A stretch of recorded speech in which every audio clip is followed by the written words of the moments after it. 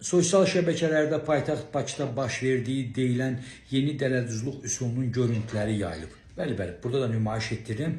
Sizlər də baxın və diqqətli olun. Diqqətli olun ki, sizlər də baxın belə dələduzlarla rastlaşmayasınız.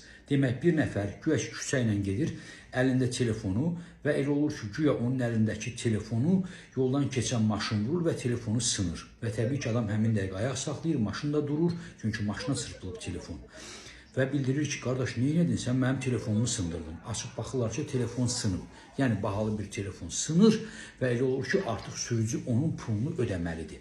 Amma məsələ necədir? Sən demə, həmin bu dələduzlar əllərinə bir qırıq, sınmış telefonu alıb düşüblər şəhərin küçələrinə. Diqqətli olun, dəyərli vətəndaşlar, sizlər də bununla rastlaşa bilərsiniz, xüsusən də sürücülər. Və həmin əlindəki sınmış telefonla şəhərin küçələrində gəzib, yoldan ona yaxın keçən maşınlara həmin telefonu çırpır bilərəkdən. Güya ki, maşın ona dəydi. Sürücü də insandır, hər halda telefonla keçən adama diqqət eləmir, dəydiyini hiss edir, zərbənin səsini eşidir və maşınını saxlayır. Saxlayanda isə bazarlıq başlayır. Mənim telefonum 2000 idi, mənim telefonum 3000 idi. Ona görə diqqətli olun və bu görüntüləri, bu videonu hər yerdə yayın.